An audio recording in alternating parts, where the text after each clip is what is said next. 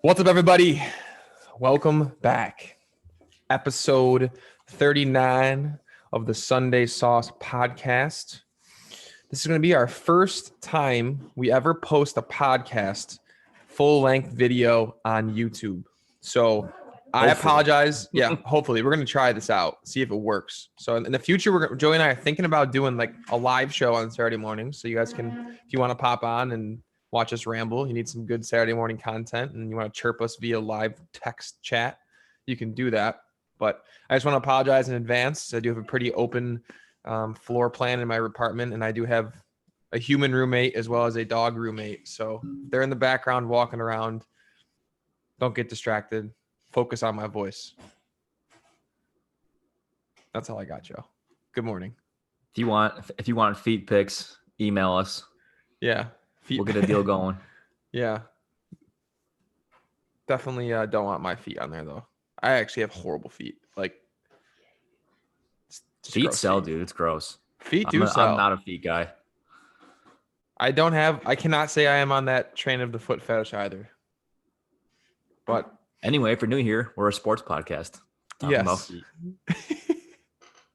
We always kick it off with a little random things that come into our brain. But we are one episode away from the 40th episode of the Sunday Sauce podcast.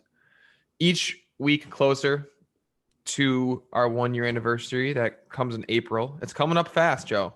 We're almost absolutely insane. We're more than 2/3 the way through January. February seems like it's a week long because it's always shorter than other months. And then next thing you know, it's already almost over January. I know. It's crazy. It's insane. I don't know. Time has become just so irrelevant. It's fake. But we're still here. We're still here. Hashtag still here. That's how I live. We should go back and do like a 1 year anniversary and listen to the first one and just listen how bad it is. It was garbage. I wonder. Okay, so I wonder if you listened to it. Yeah. So I wonder what we could do. I wonder if there's a way to do. I don't even know. Like, play it, and that's the episode. We play the first one, but it's us commentating on it as we're listening to it.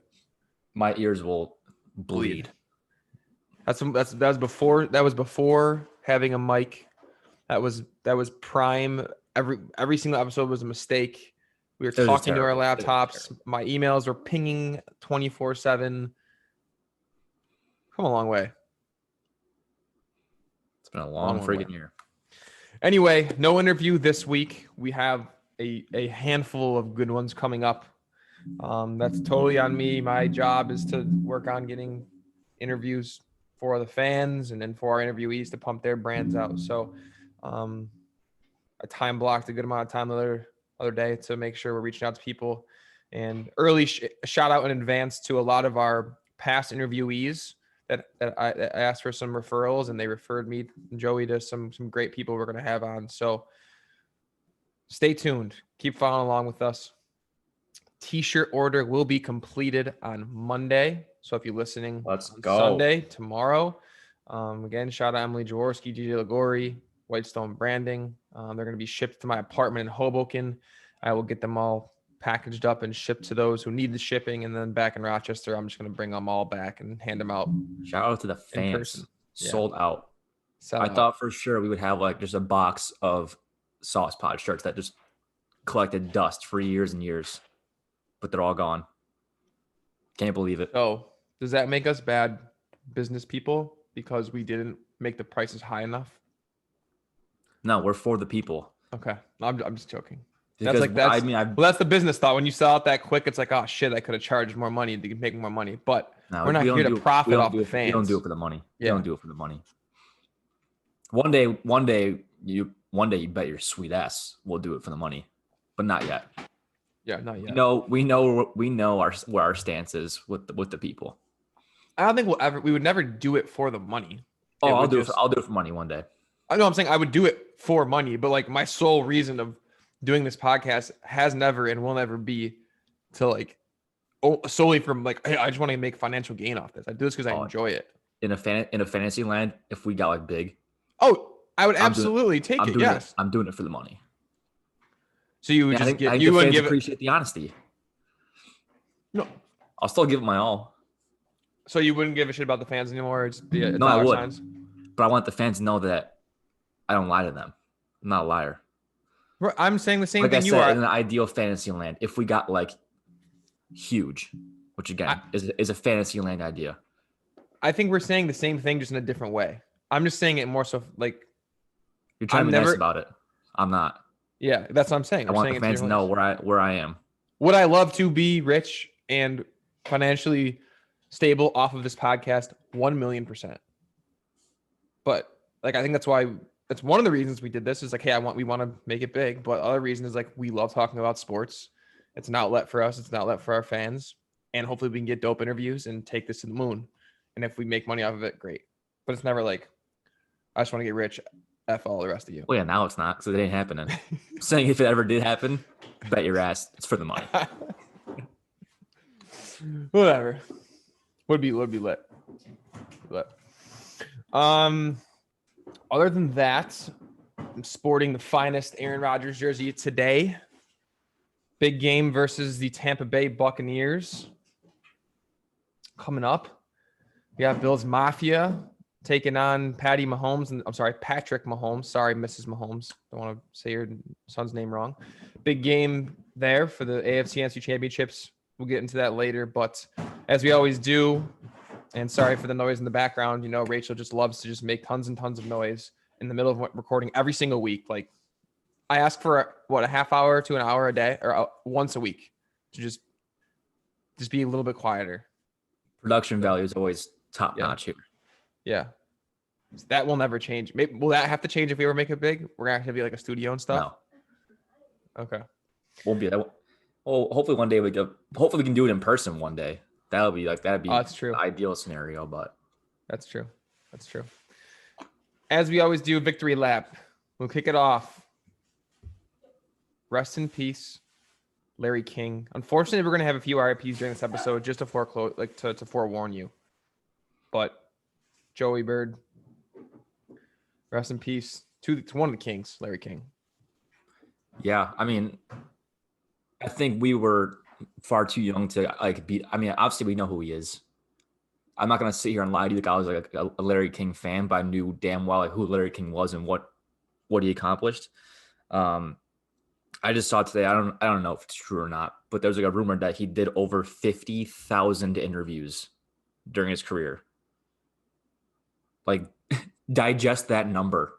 Like, again, I don't know if that's accurate. I saw a tweet with a blue check mark, so to me that means it's real. So I have dumb brain. But 50,000 interviews is bonkers. It's an absurd number. I'm gonna do some quick math here. 50,000 divided by 365. That's almost 137 years of interviews. How's that possible? I mean, he was old, man. He's 87. He's probably doing more than one per day.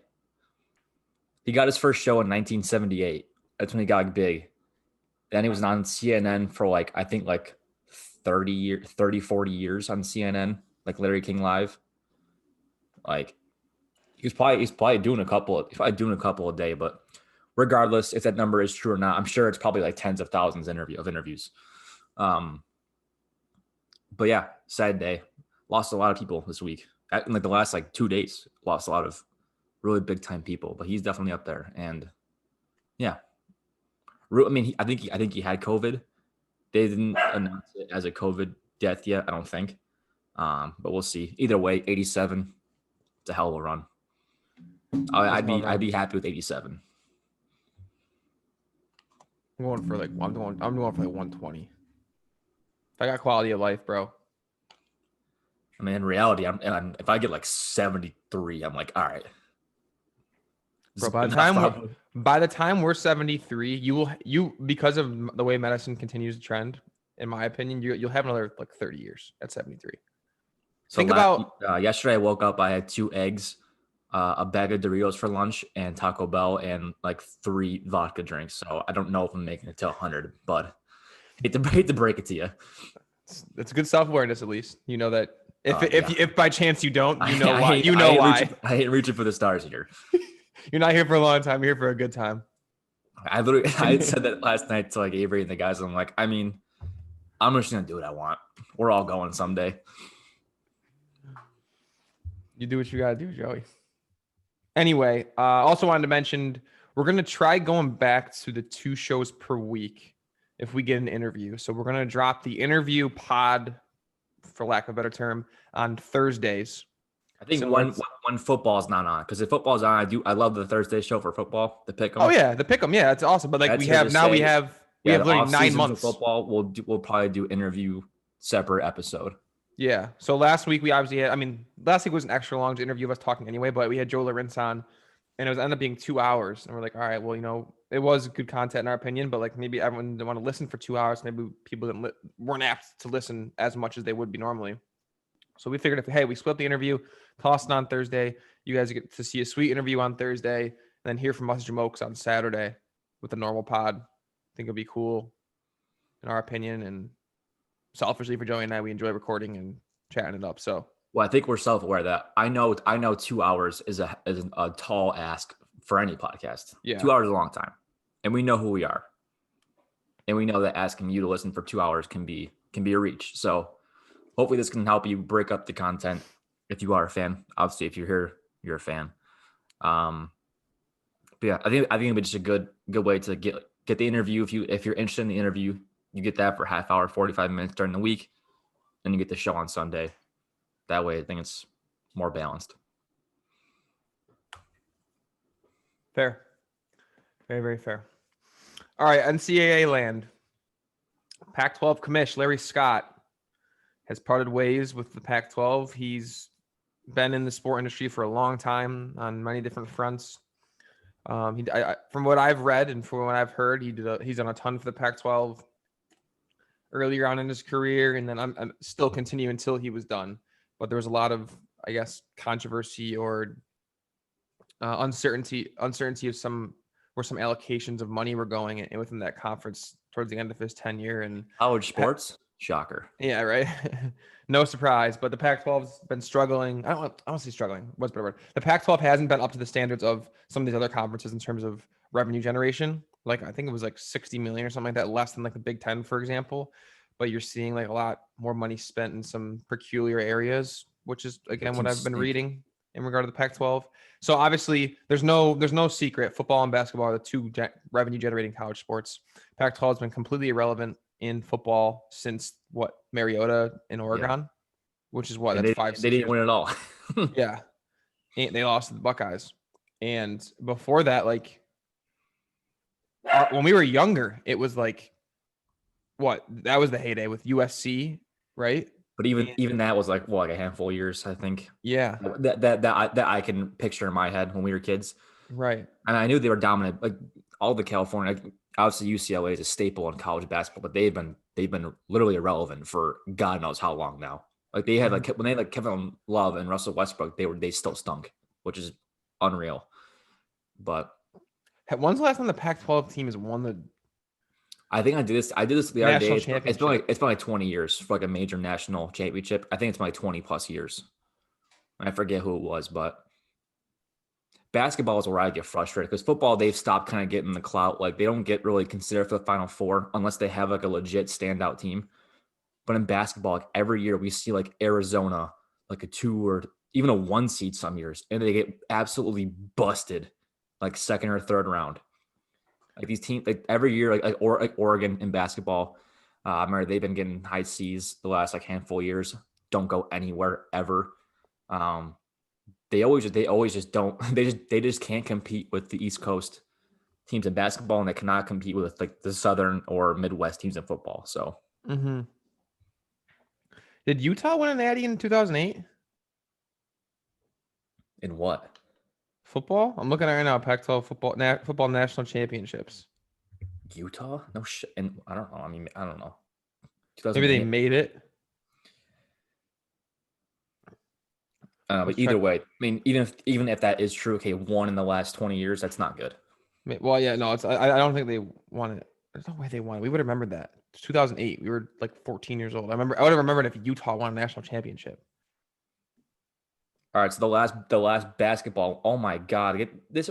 We're on YouTube.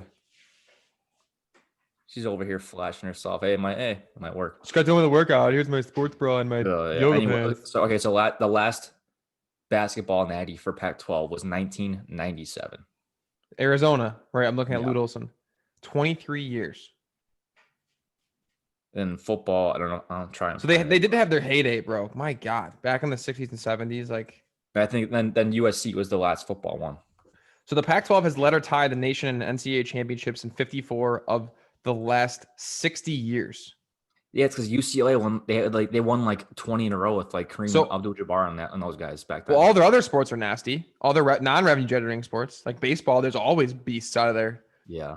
UCLA, Oregon State. But sadly, no one cares, and we're baseball guys, and no one cares. Yeah, it's really just basketball and football that matter revenue-wise, and they're not it right now. But anyway, there's some rumblings on who's going to be next for the commission of the Pac-12, including my Buckeyes athletic director Gene Smith. So we'll see. There's some other names in there, but just want to shout out Gene Smith. On the hoop side, we had Iowa fall to Indiana, number 4 Iowa. It's a big loss for them. The Hoosiers getting it done. We had, and I don't know if you saw this, but Arizona State played Arizona. Arizona State's got some good young players, and they went for a buzzer beater, like it was like a contested like double pump buzzer beater against Arizona. Dude airballs it, but their center catches it under the hoop and like taps it in like from under the hoop to win the game against Arizona. So that was an insane game that I watched. Wasn't the Baylor game? Didn't some kid bang a 3 at the buzzer? I didn't see that one. The backdoor cover. Too? Oh yes, yeah. I think it was Baylor. Yeah. Kid just bombs out from like yeah. Right they were over up half court and just drains it. They were up. It was I think this was like 8.5 or 9.5, and it was he like from the logo. Oh yeah, kid daggered it. Do want to shout out my boy Jake Schreiman though that I work with. So he's a very avid college basketball fan, and he actually is pretty solid at gambling with it. And we have a group chat with all our buddies at work again because gambling is legal here in New Jersey. Everyone calm down. And he's on a heater as like I guess when I say lack of a better term, a handicapper, and gives out picks. So last night DraftKings had a boost, like it was like a 50% profit boost or a 25% profit boost on a 4-leg parlay for college hoops only. So we asked him in the group, what's your 4 favorite picks? Money line, let's ride with it and hit it. And he had Michigan money line, and this is for Friday night's games. Michigan money line, Marshall's money line, UC Santa Barbara money line, and then South Dakota State minus 14.5. And it hit for the parlay, and it was like 4-1 odds. So everyone in that group chat collectively probably made hundreds of dollars together. So shout out Jake Schreiman on the college hoops gambling front. Have a day. College football, stinky South Carolina and Will Muschamp bought him out, 13 mil. Joe, before the show, you were saying that you think sometimes like boosters like buy out coaches. I've never heard that before, but I'd like to hear more about that. I forget what show it was. It might have been like a Dan Patrick show clip. I forget. It's like there are like these big time football schools. Like if the alumni are unhappy with the coach, like they legit will go to like the AD and we will literally pay for you to fire this guy. Like, these schools down south have like some crazy alumni who are just stupid loaded. All they care about is football. And I don't know if it was the case for this, but I forget what show it was, but there's been, I guess it's like a pretty known thing that like boosters of these big schools will legit buy out coaches' contracts. Like, hey, get this guy out of town now. We don't care about the money. So this has brought a question in my head, or just a thought in general. Can you imagine being a college coach, right, at a big time school like that? Like you're the head coach, knowing that there are boosters, to your point, that are dumping millions and millions and millions of dollars into this program, and you have to answer to all of them essentially. Like you can't tell me that there's not a booster or those big time boosters have some sort of contact to that head coach, texting him, "Hey, I need you to play this person today," or "Hey, what the fuck's going on here?" Like, "Hey, yeah," you know what I'm saying? Bro, that must be. In Tennessee, they got busted for giving kids money in McDonald's bags. It's so funny. Just absolutely, we don't care. We are buying people to come to Tennessee. But what low-key genius idea though? Who's ever gonna think of a Wegman, like a McDonald's bag? I said Wegmans, McDonald's bag. Like no one's gonna like question that. But just out of my head, like I could not imagine being the duress and stress you're under and pressure you're under at a coach at that level, like it's got to be insane. I don't know. You have to win. You like this is right here. There had to be something with to your point the boosters here. You can just get bought up for $13 million for sucking, bro. If there's one thing that we know is that universities love money, and the last thing that they're going to do is just eat $13 million. Again, to them that's nothing to these big time schools, but again they count every penny. Like if you've gone to any D1 school, or any college in general, you know damn well that they want their loan, they want the check on time. They'll send you emails like, "Hey, you graduated last year, time to give us more money." Even though you just paid $100,000 tuition, like, "Oh, donate us some more money." It's like, no, I'm donating you thousands of dollars a month for my loans. Like that should be enough for you guys, right? So I would not be surprised if the South Carolina boosters are like, "All right, we will literally just cut you a check for $13 million. Fire this guy today."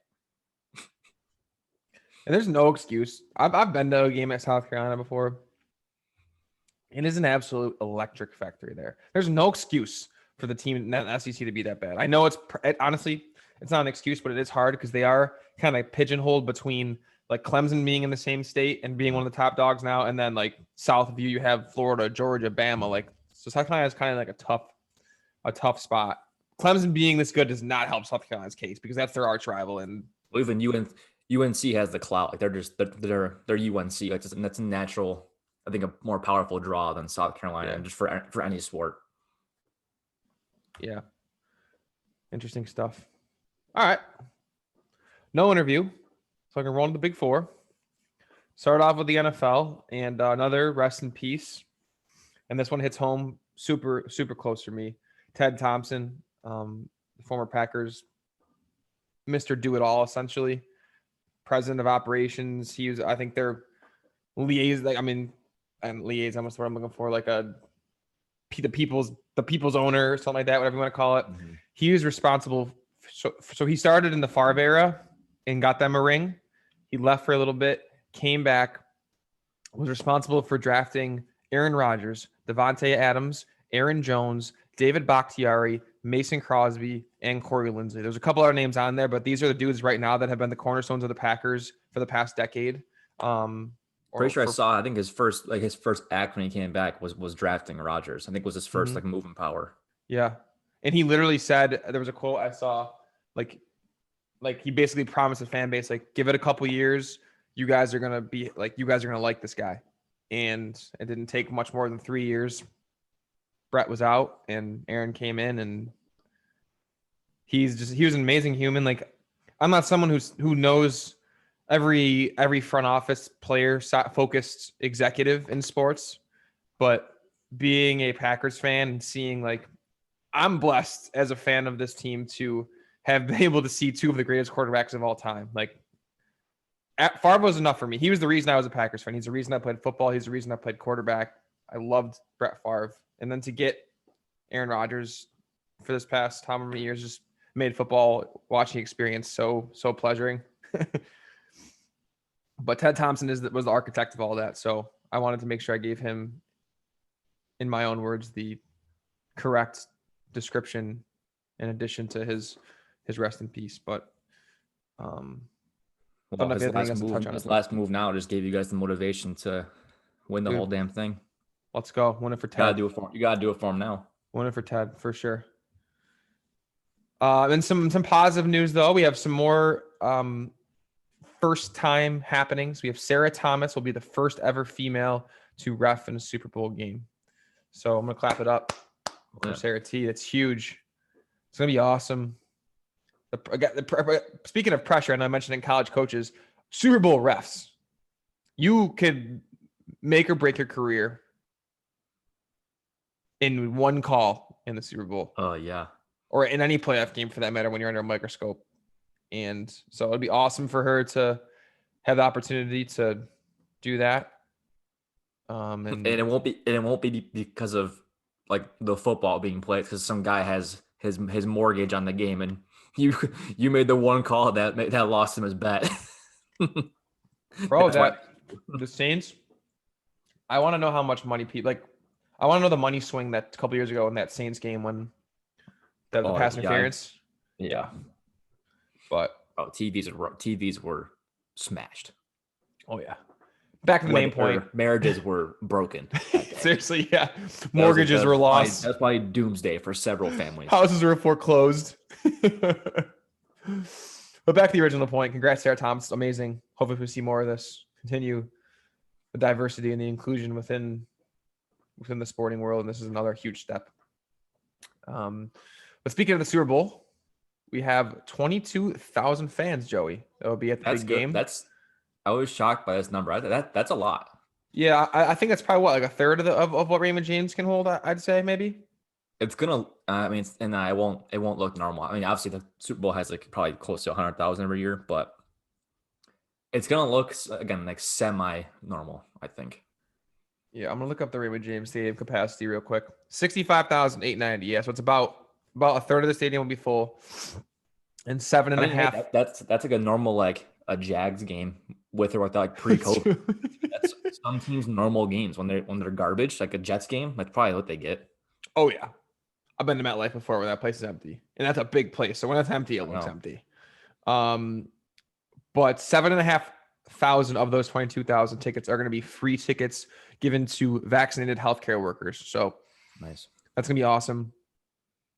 They deserve it, and it's a great look. And the NFL has been very forward thinking with taking care of people over this time, and I think vaccinated workers, healthcare workers deserve this. It's been an unbelievable experience for all the like, for lack of a better word, hell they've had to put themselves through over the past year, frankly. So, but I'm being distracted again.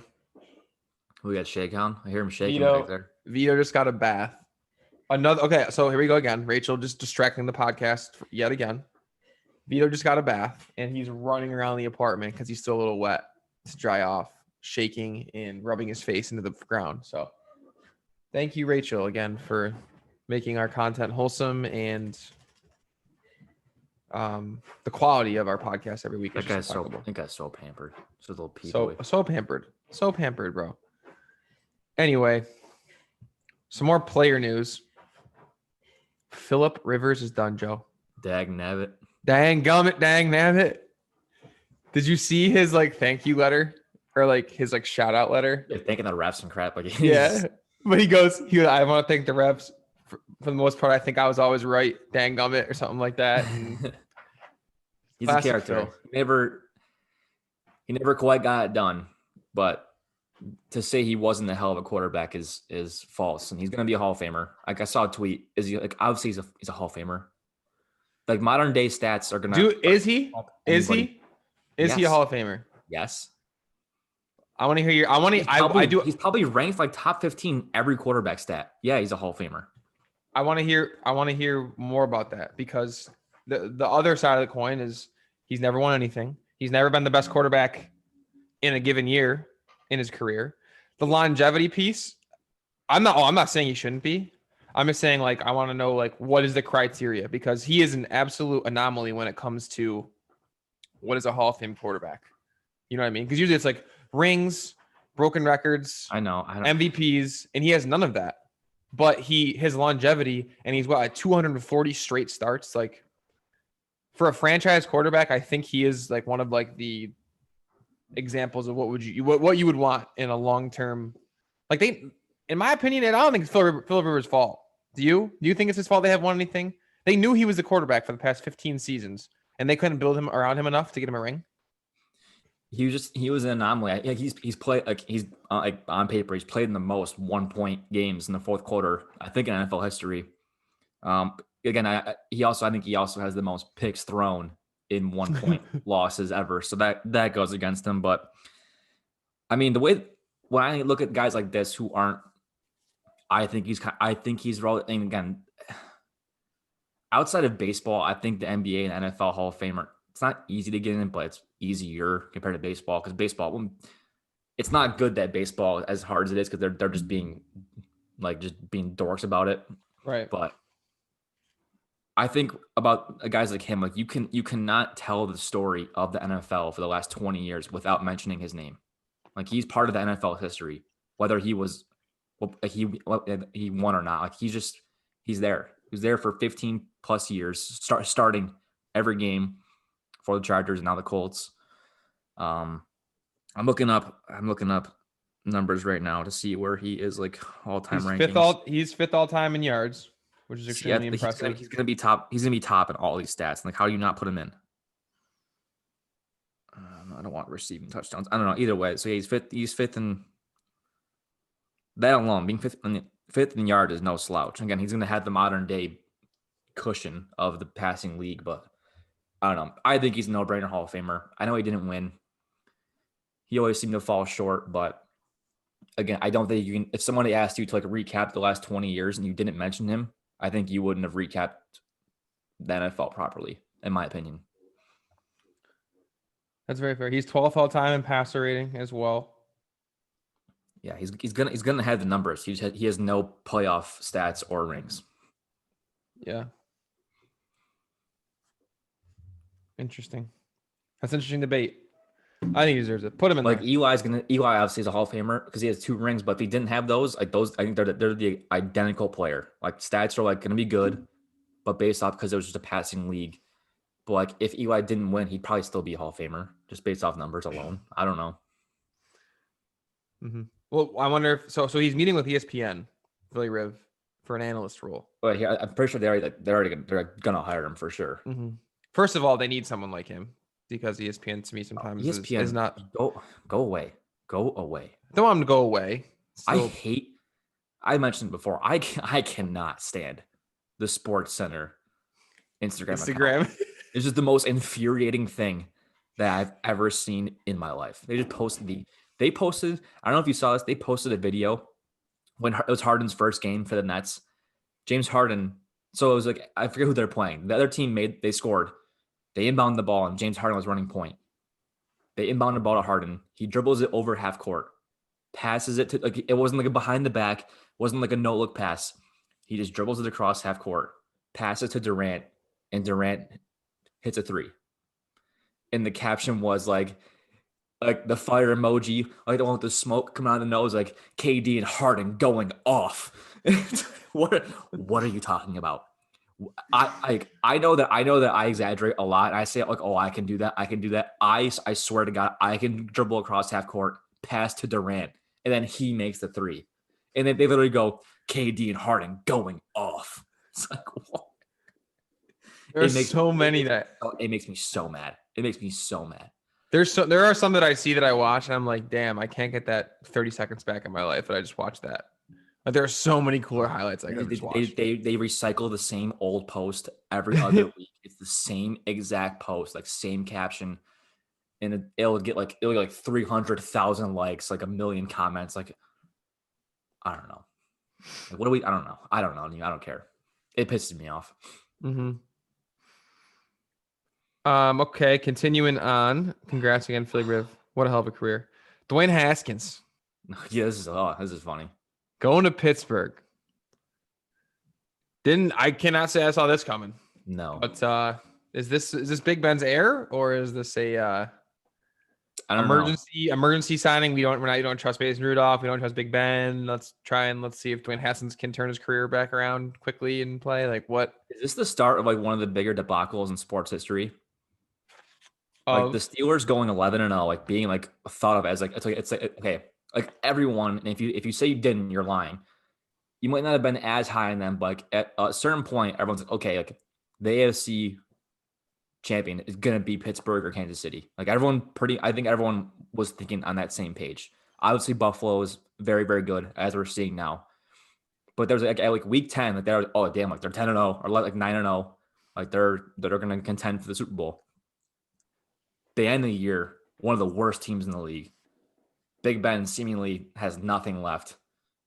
You now sign Dwayne Haskins, which it's still out for him if he can be good. I don't think he can be good. He never really bloomed like in college. Again, I mentioned like last month, like he never really like I didn't watch him like damn like that guy's it. Like obviously he was really good at Ohio State, but he wasn't like I didn't think he was someone you had to have. I agree. Then he goes to Washington and a bunch of like character problems, and that's way worse off for you than having like a bad rookie year. Everyone, like, it's hard to come from college, whoever you are, and be an automatic rookie stud at quarterback. But like the off the field stuff got way out of hand. And like that's the guy Pittsburgh's turning to they obviously have a good roster and they want to capitalize, but after the way they finished this year, and like I'm sure that locker room was like pissed off at. We went from the best team in the league to like literally one of like the last 5 games, they were one of the worst teams in football. And I don't know. I just don't see how this is going to help out what the hell is happening in Pittsburgh right now. I honestly have no read on it. I have no idea what's going on. I don't know. But hope for the best. Never want to wish a player anything bad, but Dwayne, just, You don't, but at the same time, like everything that's gone wrong with him has been his fault. It's not like it's like some circumstance where he can't control it. Like he's the one getting in trouble off the field. He's not playing good. Like this, he didn't show like the knowledge or effort like in like film sessions. So everything that's coming bad at him seemingly has been his fault. So it's like at some extent, I don't want him to like fail, but it's like, what do you want me to do if this guy's doing it to himself? right. Fair enough. No AB for Packers Bucks. That's big. He finished. If you go back and he finished, I think the last 5 or 6 games, he was putting up some numbers. Like he was playing well for them.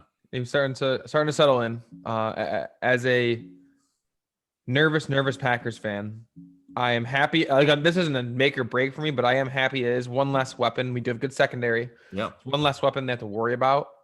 Because we're gonna have to glue up. I mean, Jair's gonna have to glue up Mike Evans. God.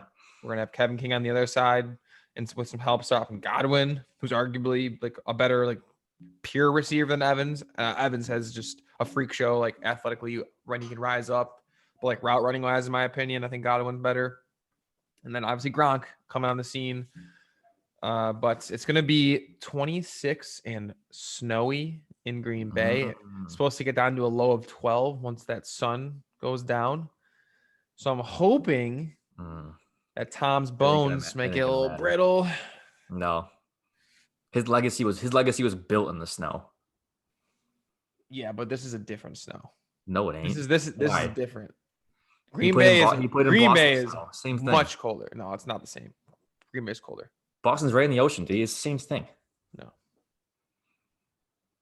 I'll let you think. I'll let you think that just to calm your nerves. But I understand. I'm not saying Tom Brady's going to choke in the snow. Brady's not afraid of the snow. I'm not saying that. I'm just saying I hope that this extra cold gets his bones a little. This isn't your familiar Bucks teams like that can't play in cold. Like this is Tom Brady now. It's how about the rest of the team? I understand Tom and Gronk. What about the rest of the team? They have never played in the cold. He'll make. They've been chilling in 70, 80 degree weather. Their whole division's down there in the Southeast. Come up north with the big boys. Tom Brady will yell at them so bad that they'll forget what cold feels like. He might yell at them so bad they might give up. They might screw this. So I signed with Tampa for this reason. I am playing up here. Screw you. You think Bruce Arians wants to coach up in 20-degree weather? He's been coaching down south his whole career too, hasn't he? He just came on set. He doesn't even coach. Did you see that? No. Because I don't even call the offense anymore. I let Tom do it. It's like sick. Damn. I wish other teams could do that. I wish my team didn't need a coach. Literally, you guys needed one and got one. We'll get into that in a sec. But yeah. Speaking of, actually, let's get into it. Go ahead. Okay. I'll give old boy a chance. I don't know a single thing about this guy, Nick Sirianni. Didn't know he was even a person on this earth, but now he's the Eagles head coach. I don't know. I've been thinking about it. I think the Eagles just because there's the front office right now is in a weird spot where the GM, Howie Roseman, is not getting blamed for anything as it appears to the public. I'm sure behind closed doors he's catching some heat, but the public eye, I think he was much more of a problem than Doug Peterson was, and he's not getting any heat. I don't want to say Nick Sirianni is going to be another like a fall guy if the Eagles end up stinking for 2 or 3 years. But this guy, I don't know. I don't think he knows what he's getting himself into, and I don't think he's set up for success. And the other thing that's terrifying me is that because he's part of Frank Reich's coaching tree now, coming from the Colts, I really think that the Eagles think this guy can fix Carson Wentz because Frank Reich was the one who worked hand in hand with Wentz and Doug when Wentz had his basically MVP caliber season in 2017. And I really think that, and there's been no word on Wentz being moved, cut. I know it would cause a lot of dead cap, but I just don't think whether he's good or not. I don't think you can let Carson Wentz be the quarterback in Philadelphia. The city hates him. The team definitely cannot like him at this point. The guy threw like 15 picks in 8 games and was pissed off that he got benched. So he obviously has some grandeur of delusion that he's like God's gift to earth and thinks he's Tom Brady and he can't ever get benched when he's been. There's got to be more than that to it because yes, Jalen Hurts came in and he brought in an energy and he ran the ball well, which once wasn't doing it all, but like he wasn't throwing the ball well either. And I understand he's a rookie. He was thrown into the fire, like all that. But the quarterback play as a whole on both players was not very strong this year. Outside of Jalen Hurts running the ball well, right? And when he got put in the game that one time, he had like a good couple drives. But like, I think you have to go back into next year still as an open quarterback competition. They have no weapons. You have to draft a weapon for this receiving core. They won't. Absolutely. I'm so scared for the draft. They're not going to do it. They're going to mess it up so bad. If somehow Devontae Smith falls to you, you take him. Obviously. There's not. I'll take Jamar Chase. I don't care. But I think this move, what it boils down to was a way for ownership to once again try and not look like complete idiots from the Wentz deal. And because football contracts are all hindsight. At the time of the deal, no one was ever mad at Wentz getting the money he got paid. Because I thought he was a guy too. Everyone thought he was a guy. Played great in 17, got hurt, came back, had a pretty good year. Last year it's hard to hold against him because if you think the receivers were bad this year, last year's Eagles team was an absolute joke. Like they were legit signing guys off the street to play receiver in the NFL. Like think about that. It was as bad as it could possibly get at receiver in Philadelphia last year. And his numbers were still like decent. But this year, I think no excuse. I don't know. The team wasn't great, but they were a little more healthier. Wentz had another again. The more years you get put under your belt at quarterback, and the worse you get, that's never a good sign. Like he regressed so bad with like just throwing balls in the traffic, just never even considering throwing the ball away, not once, just eating every sack. I don't know. I think this hire was a way to just try Wentz again, and it's not going to work. And we're gonna fire this guy, and then Hurts is gonna get pissed off that he didn't play this year. It's gonna be a reality show in Philadelphia for the next year or two, as it always is. New Orleans Saints assistant Dan Campbell headed to Detroit. The dude. So if you didn't see his video, I recommend pausing this right now, typing in Dan Campbell interview, Detroit Lions. I think I blacked out when I forgot that he was Miami's head coach. I had no idea he was either. I think I blacked out during that era, like 2015. Like it wasn't that long ago. I didn't even think about that. I know. So he stopped playing in like 08 or 09. He played for the Lions too. So essentially, he was basically saying, "I'm not going to come here and give you coach speak. We're going to play our asses off. We're going to be grinders. Like we're going to make no excuses. It's going to take you 100 times to knock us down. Each time we get up, we're going to bite your kneecap off." So Patricia was kind of the same thing, but no, he was a more like. But he was just He was more Belichick-y, where it's like I'm not gonna show any emotion. Don't ever say that. He thought he was Belichick, and he. I'm saying his facial expressions and the way he carries. I know he was so lame. He just tried to be Belichick, and he's not. Obviously, no one is, and he's not. Got himself. He's the lamest. When he went on PMT, like all the jokes were just like fly. Like, they were literally they were being PMT and just like just goofing around. And he was like, "Oh, are you gonna ask any serious questions?" Like they're like, No. Read the room, bro. You're on the wrong pod for that. Like, no, this is not CBS Sports Detroit. Yeah. I'm gonna ask you these softball questions. Oh, how'd the game go today, coach? Well, we lost again and we blew a lead. Yeah, and, he was so lame. He was the worst. Yeah. Last bit of coaching news, though. Washington football team promotes Jennifer King. So she would become the first Black female full-time coach in the league history after cool. Ron Rivera promoted her. So that's awesome, too. Good Bro, to see. WFT. I don't know what they are. They're gonna be looked back upon. This is gonna be a mark of history, I think, in the NFL, with the whole, just from starting out their name being changed, bringing in Ron, the Alex Smith story. They made the playoffs. They have a very good defense. This is an absolute roller coaster year for Washington. I mean, they're going to be a good team next year, especially if Alex Smith doesn't come back. They can still get some sort. They can try and get a quarterback that can do more than Alex Smith. What he was able to do, the fact that Dwayne Haskins could not play better than someone on one leg is mind-boggling to me. Like, Alex Smith, obviously, he knew his role. He knew he's not going to be slinging the pill downfield. They were dinky and dunky. They had great play calls drawn up. He took care of the football. He's accurate. He always has been accurate. And if they can get someone who can literally move the ball downfield, they have weapons. They love that Heineke kid. I mean, if he ends up being the guy, great. But they have the weapons to do it. They have defense to do it. They have Scary Terry. You have Logan Thomas. You have Gibson. Good coach now. Yeah, what was it? Sims, I believe his name, came on the scene at the end of the year. If you can get, maybe in my opinion, for them, a QB, an O lineman to protect that QB, another receiver, their O line's kind of decent. They're I don't know. They're pretty put together, man. Defensively, that defensive line is just stupid, bro. They can mask any issue in the secondary. So maybe bolster your secondary too to really just be a good defense that no one can move the ball on. But also then they hired Jason Wright, first Black president NFL. Yeah. Now they're doing this. Their coach is Hispanic. I don't know. It's gonna look back upon in 2020.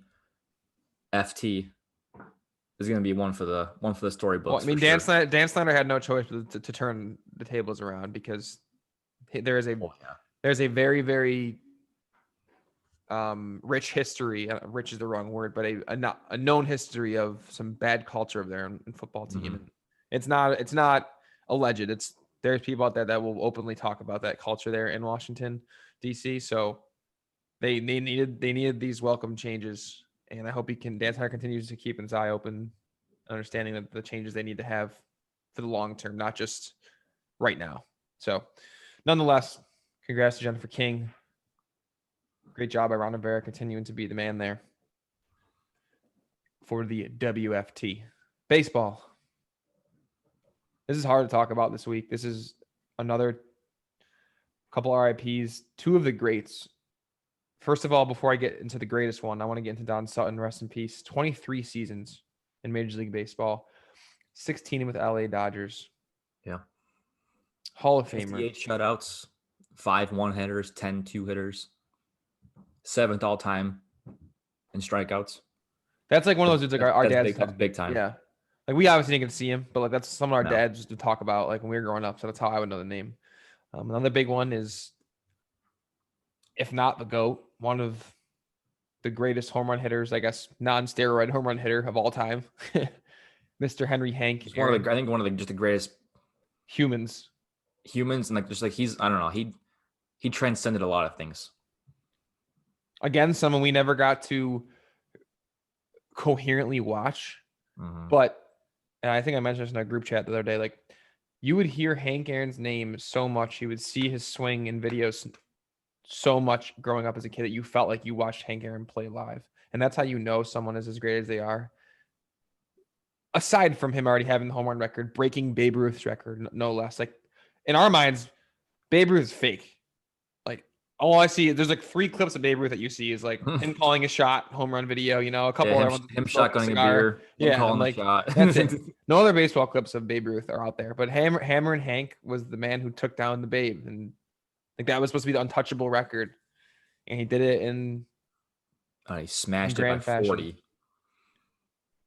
And I just remember when Barry Bonds broke his record, like I think Hank was at the game back when Bonds did it. And like just the games that he comes to, like all-star games, and they try and wheel him out there in the wheelchair when he still was able to walk, and like it's a tough one. I don't know if there's ever been a year. Maybe I haven't paid attention this much because we're doing a sports-based podcast, so we're focusing on everything in sports. Like I've seen so many legendary athletes or people around sports pass away. You know what I mean? Yeah, it's freaky how again like it always happens in like groups of threes. Yeah, It's really freaky. it is freaky. Like in like literally in 2 days, like Larry King, Hank Aaron, and Don Sutton all passed away. Yeah, Which is weird. But yeah, I do. I mean, obviously, I'm sure. I mean, if you're a baseball fan, you probably know roughly his stats, but 305 career average, almost 3,800 hits, 755 home runs. You said 3,800 hits. Yeah. So if you take away every single home run he hit, he would still have over 3,000 hits. Almost 2,300 RBIs, 25 All-Stars. He played for 25 years. 25 All-Stars. He played baseball for a quarter century. He's the GOAT. I don't think there's an argument. If you aren't a baseball fan, so normally, especially back then, if you were either you were the average guy or you were just like a meathead. So like the guys who would like if you were hitting 305, you weren't hitting the home runs he was hitting. So he was again one of the anomalies to have the average and the power, which is the mark of like he's like him, the Griffeys, like the guys who are known as like they're called the anomalies in baseball. The guys who have the speed, the average, and the power in one player. Because usually you have to like piece together 3 guys to get that on your team. Like transcendent players. Like it's yeah. To make it easy for you, it's like a Mike. It's like a Mike Trout. Yeah, Trout. It's like a Mike Trout for current day people. He's that good. It's tough. Yeah. I don't know what to say about it. I could talk all day about Hank Aaron and the craziest. That's impact. Literally take away every single home run. Still 3,000 plus hits. I know he had 3,800 hits. That is so many hits. It's insane. Like we're talking like another one more season, and he could have maybe touched 4,000. Yeah. If he snapped, got 200 hits. That's insane. Yeah. Wow. Moving into some lighter news. Former Mets general manager Jared Porter. Is this lighter news? Yeah, it's something we can giggle about. Pretty bad. I mean, we shouldn't giggle about it, but like it's a different avenue of news. It's been out long enough. Everyone knows that what he did obviously was wrong, terrible. He's a shitty person. What did he do, Joe? In case people don't know. Okay, if you don't know, our job here is to inform the people in case they don't know. Texted a girl. I think it was 64 times in a row without her responding, and within there was a picture of his freaking wiener that she obviously did not want. And this guy, it's like, this is classic. I really don't want to blame the Mets, because obviously the Mets have nothing to do with him doing this, but he just so happened to be the Mets GM. So I know it's not the Mets' fault. It's this guy's sole fault. He was on the Cubs. He was with the Cubs when this happened. Oh, it was okay. Yeah, he was literally just hired by Steve Cohen. He was the GM of the Mets right now when it broke. Obviously, if you didn't know, he has been fired. Obviously, but yeah, obviously a scumbag what he did. But like, if you step back, obviously, like you feel for the girl because she got absolutely abused by this loser.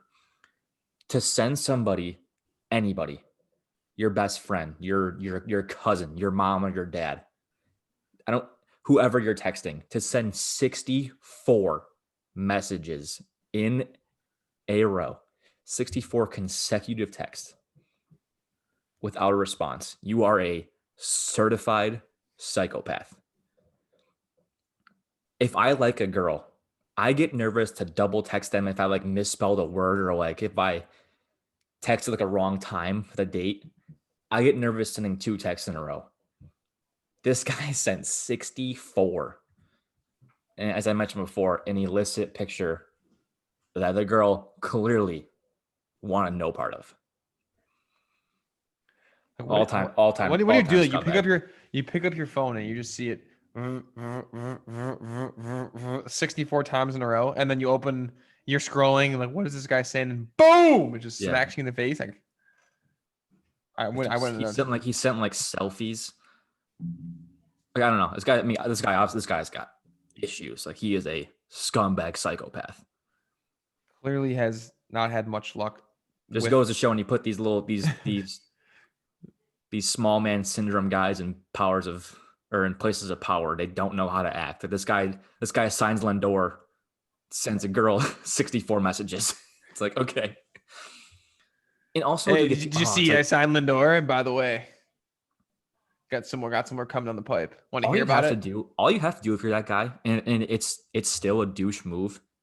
Just like text her, like, yo, like, hey, I'm Jared. I'm the Mets GM. Like, okay, that's all you have to flex about. Again, still a horrible way to talk. Maybe he did that and she didn't answer, so that was plan A, and then plan B was I don't know what else to say, so he kept saying a bunch of different things, and then like walking back a bunch of things, apologizing for texting too much, saying another thing. Oh no! He was not apologizing. He was just straight, just like dirty. Are the texts public? Oh, can I go look at them? Yeah, she posted them, dude. I would too. She got them. I didn't look too much into it because it was just pretty self-explanatory. I mean, she didn't post a picture of his freaking thing, but she made it clear that he did in fact send a picture Jared. of it. All right, that's hilarious. But yeah, time, the guy's a scumbag, and just so happens he was the Mets GM. Just so happens. Just when the Mets fans thought they were back. Not so fast. I'm a big fan of KFC at Barcelona. He's a psychopath Mets fan, and he was saying, he's like, honestly, I know this is a very rough story, but it was a good, like, a dose of reality for Mets fans. We needed it after all the Cohen, like, good stuff. He goes, Mets fans need to get brought down like a notch or two. It didn't feel natural. Like, well, why are all these good things happening to us? Yeah. All right, let's get back to baseball. Player news, couple big signings. George Springer going to Toronto, 6 years, $150 million. No thanks. Yeah, get rid of him. I don't want to see him in Houston. I don't want to see him in Toronto. I don't want to see him anywhere. Part of the freaking BS that happened in Houston, and he is also like a Yankee killer from time to time. Like, he hits those random bombs in the playoffs. He's an everyone killer. He destroyed the Dodgers. Whatever. Welcome to the division. Michael Brantley was also supposed to sign with Toronto. I don't know what happened either, but they'll switcheroo. Somehow I'm staying. Houston. That would have scared me too, because Brantley is. I'm not gonna obviously call him DJ LeMahieu, but he's a DJ LeMahieu-esque player where no one like really talks about them that much. But all they do is just mash baseballs. Yes, like hit for crazy average. Like his whole career, Michael Brantley has just raked, and no one talks about him. But on the West Coast, we have San Diego bolstering their pitching staff even further, getting Joe Musgrave. Like, what is San Diego? What are they doing? Like, what are they doing? They could just have everybody. They're trying to win, dude. It's what they're supposed to do. No, I'm saying, where are they getting all these? Like, I know their prospect pool was good, but my God, they have so many assets. They just said, here, everybody, give us all your studs. We have all these young players for you. We're coming for the Dodgers. I'm just glad they're on the West Coast. We'll never see him, thank God, against the Yankees when it matters, and not just in the World Series. But good. It's a good thing that the Dodgers got their ring, because these boys are coming. Like, they're done being little brother. Oh yeah, they are, and they're fun to watch. Oh yeah, they are fun to watch. I mean, Tatis is I love that kid with all my heart. Him and Manny on that left side. That's a very, very exciting. Kike Hernandez, I didn't even see this. You put this in the Kike's going to Boston? 2 years, $14 million for a switch hitting utility player. That's it? Oh yeah, that's it. Damn, he must have really been undervalued. Did he play? Like, what are they like? The Yankees couldn't do that. Couldn't give him $15 million. Like, hey, we'll one up you $1 million, Kike. You don't want to go play for those guys. Here's another mill. Come to us. I don't know. He's gonna be 30 next year, but I don't care. Like, we need to stop talking about age in baseball. You can play baseball till you're pretty old. It ain't that grueling. And He's almost 30. I thought he was so much younger than that. he's 29. And again, he won't put up the numbers that'll make you think that he's good, but he's good. I know that it does not make sense, but he's a good baseball player. He literally plays every single position, and he switch hits. He hit He bats righty. Sorry, he bats righty. I don't know why I thought he switched. 230 with 5 home runs in 48 games this year. He played 17 of the 18 Dodgers postseason games, starting 5, hitting a game-tying home run in the 6th inning of Game 7. Led the majors for all second basemen and defensive runs saved.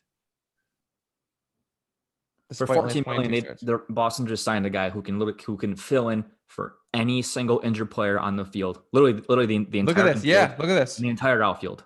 In his career, played over 500 innings at 4 different positions: second, center, left, short. Also started 35 games in right, 14 at third, 11 at first. Even pitched once in an extra inning game in 2018. So if you any injuries, you have a plug and play guy who can carry his weight for $14 million. You don't have to worry about him. Yeah. Wow. I don't. Yeah.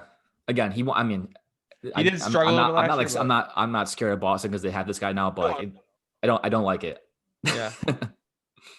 Another one of those just scrappy Boston players. He's gonna probably grow a nice grizzly beard and have all that pine tar stuck to his helmet. Stupid beard out. He's gonna pine tar the shit out of his helmet. He's gonna kill the Yankees.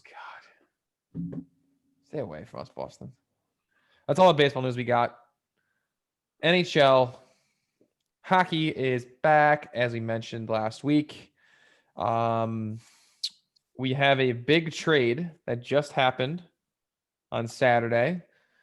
The Columbus Blue Jackets are trading with the Winnipeg Jets to acquire Patrick Laine and Roslovic, and they are going to be giving up Pierre-Luc Dubois.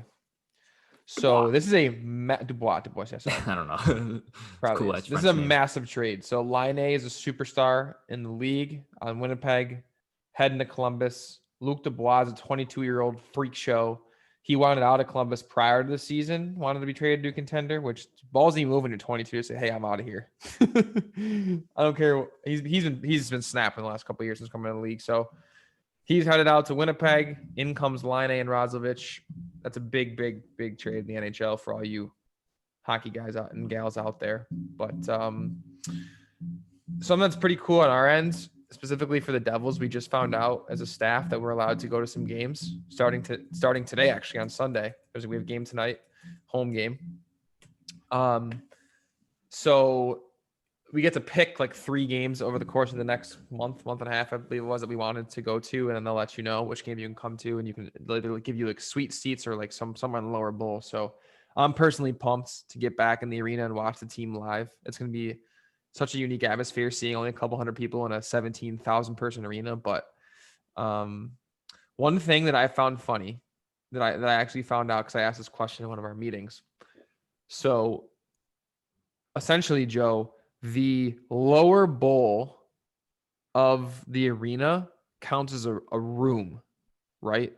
As much as like a ballroom in a hotel counts as a room. Like capacity. So there's a certain limit where it doesn't matter how large your room is anymore. You can only have X amount of people in that room, which to me is mind-boggling, but whatever. And so that's why there's only a couple hundred people allowed in the arena, because it's considered like a room. Very, very, very, very peculiar, right? Every rule is now. Yeah, but that was one that just stuck out to me. But still pumped to go to games. It's gonna be awesome. I haven't seen a live sporting event since the last Devils game last March. Yeah, that was the last that we worked the game on March 10th or March 11th of last year. Yeah, I don't even know mine. It gives me like so much anxiety to think about that I haven't been able to experience that kind of stuff that I enjoy so much. I just want Yankee games to be. Let me go in. Please. Dallas Stars finally can play the season. They had 17 dudes test positive in training camp. What do you think they were doing, Joe? They had to have been all together. Yeah, they had to have been all together, right? Yeah. Preseason trip for the boys. All got COVID. Other than that, nothing left. NBA. There's games going on. Regular season games. I know it's not Yeah. the. No, we got to. I want to get into this Shaq and Donovan Mitchell thing because Yeah. this is so stupid, and I feel relatively strong about this. That if you're on, again, I love Shaq, one of my all-time favorite players. I have like 5 Shaq jerseys. Love Shaq. But it's getting to a point with these guys who aren't playing anymore. And while yes, Shaq does have the authority to basically say whatever the hell he wants because he's earned it. Yeah. However, if you're on Shaq's side with this interview, you're a dummy. You're just a complete dummy. For those of you who don't know, if you don't follow the NBA, Donovan Mitchell, who is a freak show, bona fide stud. Everyone knows this. I guess he's been like for his standards relatively struggling.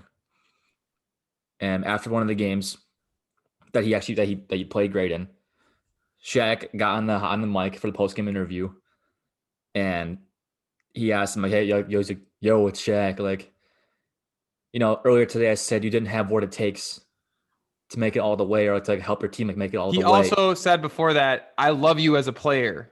I really do, but I said that I don't think you have what it takes to get you to the next level." I understand that. Yeah, I don't think that matters. Because that's the old classic. I'm gonna say a nice thing, then I'm gonna shit all over you, kind of thing.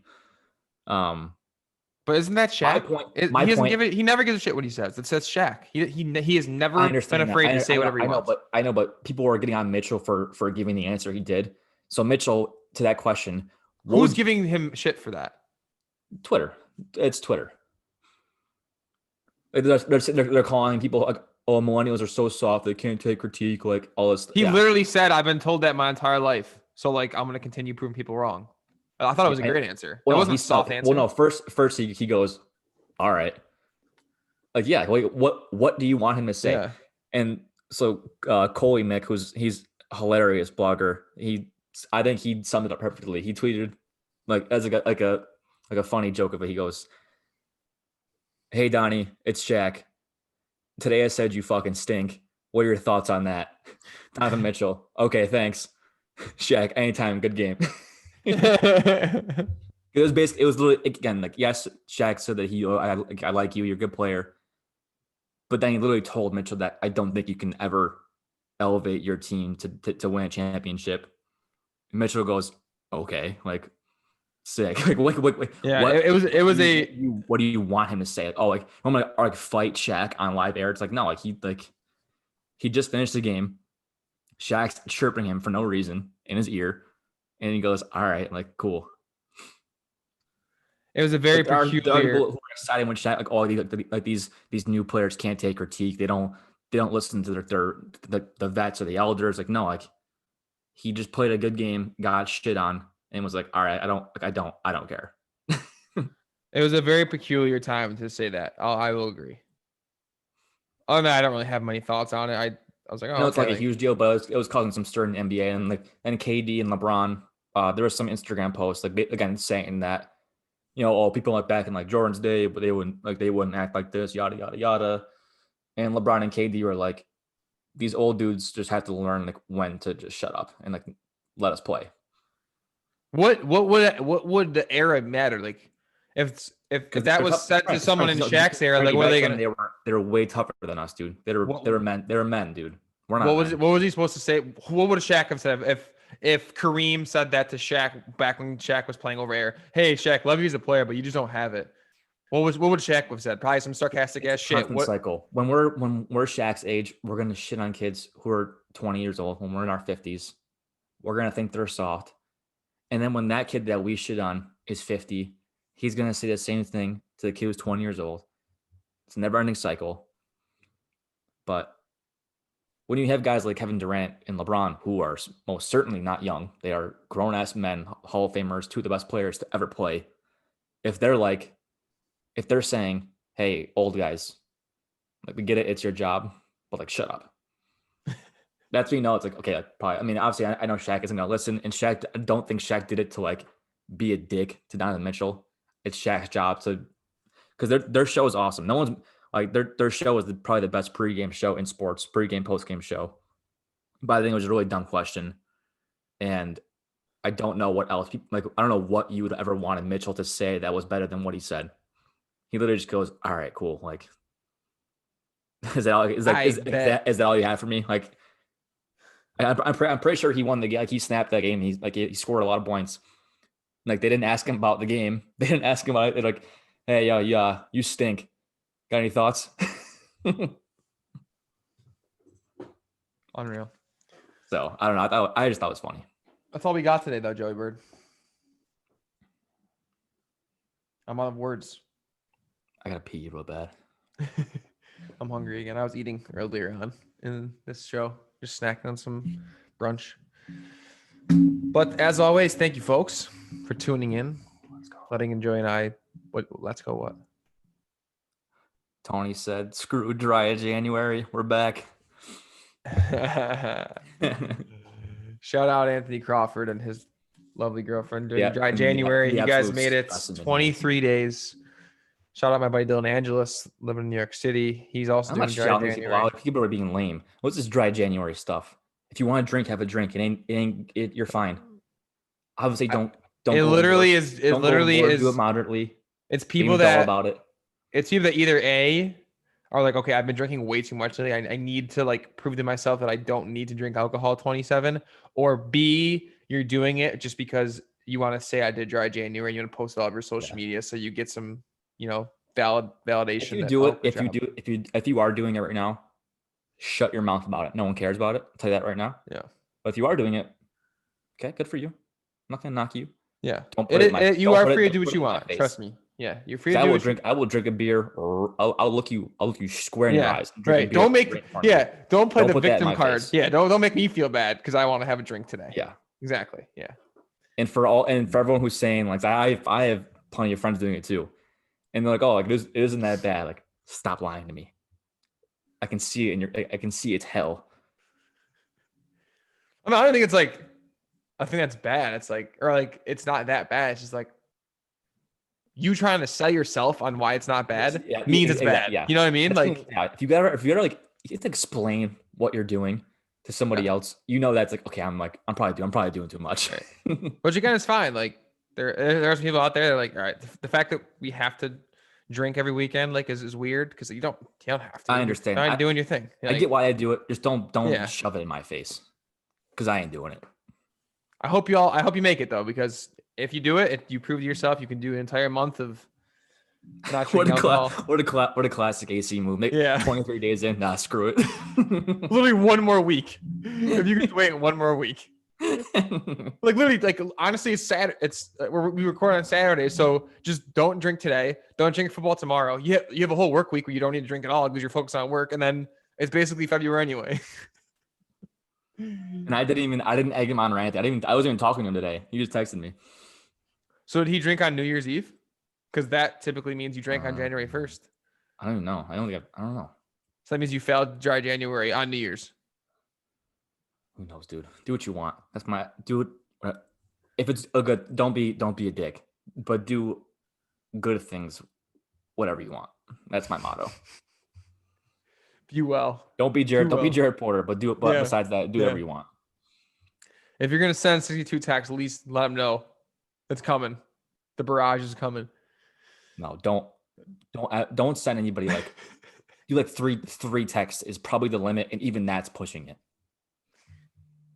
I think 3 in a row to like someone who's not like your complete absolute best friend or family, you are pushing every social boundary. Yeah. It's impressive though. Impressive feat, Jared. Well done. That's he's sarcasm. I'm kidding. Anyway, thank you for listening. Continue sharing, subscribing, liking, 5-starring, please. Still never found out back in the day who that 1 star was. 5-star. I mean, we just smack each other so hard. Yeah. 5-star us and then give us a 5-star. Smacking your best friends in the back. And I will let you know. Joy will let you know when t-shirts are arriving at my apartment. T-shirt time. And then when we get back to normalcy, we'll have a t-shirt Sauce Pod only t-shirts only party where you can only get in if you have Sauce Pod t-shirt. So we'll know we have 61 people that can get in so far. Okay. That was just a thought. It was random, but all right, we're done rambling. We love you all. Frank's exclude all our fans. Maybe some didn't buy him, Frank. You're right. Sorry. All right, you all can come. If you listen to I'll at least hold a one different shake, party for the ones who didn't buy a shirt. We can still hang. Yeah. Oh, we're dividing ourselves now. If you listen to 1 minute of one episode, Psych, you didn't buy a shirt. You're dead to me. Pay up. We'll see you on Thursday. All right, we should have an interview this week upcoming, so we'll see you. Interview on Thursday. Normal show on Sunday. Big week of sports ahead. We didn't pick who we think's going to win. Rapid fire today. I'm going Chiefs Green Bay. I can't pick against Bills Mafia, so I'm gonna go Mafia Packers. Battle of the MVPs. I want Bills Packers. I don't know. I can't. Yeah, see Patty Mahomes is alive. I know he is. Yeah. So go Pack, go. We'll see you next week. And as always, take it easy, man.